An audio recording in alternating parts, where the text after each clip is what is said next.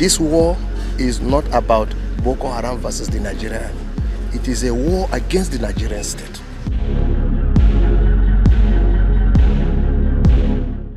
People cannot come out and step outside their doors. People see today and are not sure of seeing tomorrow. That was the state of things. Today, people can even project that by next week they want to go and do this. This is because of the wind of peace, the wind of security.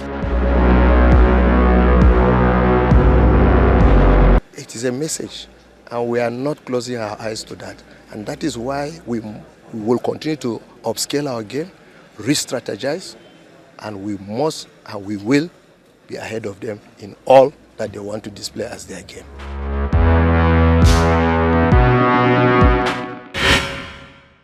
Hinge on motivation, deep consideration for the welfare of his troops. He always finds it very necessary to join the troops in the front lines to celebrate, whether it is Christmas, New Year, Eid al-Kabir, Eid al-Fitr, or whichever of the festivals he comes around, to show to the troops that he's with them. He shares the joy and the pains of being in the front lines. He does not sit back there. So that, right from the inception of his command, that leadership style has continued to encourage, to spur and strengthen the fighting spirit of the troops. Therefore, for us, it is a very, very welcome development that has continued to encourage us. That is one.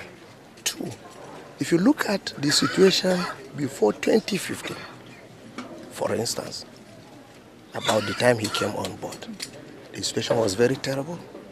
You recall that Boko Haram were having holds over virtually the entirety of Borno State, less only one or two local governments. That was the state of things. Today, where we are? Today, we are in a state where there is no local government. There is any local authority where Boko Haram will say they hold sway to. Then, again, when you look at it, pre-2015, Boko Haram attacked with impunity. The civilians are not saved. The government institutions are not saved. Everybody virtually was not saved. People cannot come out and step outside their doors. People see today and are not sure of seeing tomorrow. That was the state of things. Today, people can even project that by next week they want to go and do this. This is because of the wind of peace, the wind of security. This town called Dikwa, where you are right here, in the days I'm explaining to you, you cannot dream of being in Dikwa. They were here fully in charge. Today you are in Dikwa. The only thing that is always challenging us is the other perceptions and also our detractors. People that do not mean well. They will be out there and be telling all kinds of stories, from fake news, hate, making efforts to kill the fighting spirit of the troops, to demoralize the troops. This is the very unfortunate aspect of it. But good thing, the majority of the Nigerians appreciate what the military is doing. What we are doing in synergy with other security agencies is very encouraging. This war is not about Boko Haram versus the Nigerian army. It is a war against the Nigerian state. Therefore, everybody must come on board. Typical of a terrorism, a war against terror, is that everybody must own the trouble together, must fight the issues together. Otherwise, we will also all be consumed. So, to me, I am encouraged. To us, we are encouraged that Nigerians have, quite for some time now, begin to understand that it is a problem against all of us that we must work together.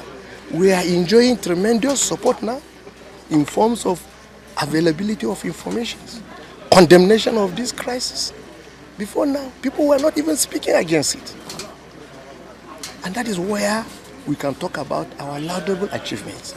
If you look at it and catalog all this drive, beginning from 2015, against pre-2015, you will understand that much was achieved, and a lot more will be achieved. And there is hope of ensuring the total restoration of our security. Today, when you look at this arena, a very good percentage of the communities are here, beginning from the traditional head of this community called the district head, who is represented the Shehu of Dikwa. He is here. Bulamas are here. Lawans are here. Elders of the communities are here. Other stakeholders are here. The civil defense, everybody you see here, apart from those of us that came in the entourage of the representative of the Chief of Army Staff, they are from this community. And you can see the smiles on their face. That is a correct indication of the happiness that is founded in peace and security. Yes, for us, two issues are in that goodwill message. One, a very motivational expressions was captured in that speech, appreciating what the troops have been doing, telling them they can do it, they will continue to do it. It is a very strengthening, expressions, which the troops are very high, and that's why you hear them chanting, the slogans of their morale is high, they are highly motivated. These are products of that. Then secondly, telling us the emerging threats, the developments within the spectrum of seeing Boko Haram having a distant but yet a potent terror group that are here to fuse, to aggregate their efforts, to continue to see if they can reverse what we have done. It is a message, and we are not closing our eyes to that. And that is why we will continue to upscale our game, re-strategize, and we must and we will be ahead of them in all that they want to display as their game. Our message to Nigerians is that keep encouraging us, remain hopeful. You have fighters, you have troops that are quite concerned about the Nigerian security, the peace, the corporate existence of Nigeria. And they have so, constitutionally, it's our responsibility. Remember, the Chief of Army Staff's vision, to have a very responsive military army that can discharge her constitutional role. I'm just trying to tear it so that you can understand. Those two nexus in that aspect, professionalism and ability to deliver. And he has got it right. And the military is on that pedestrian.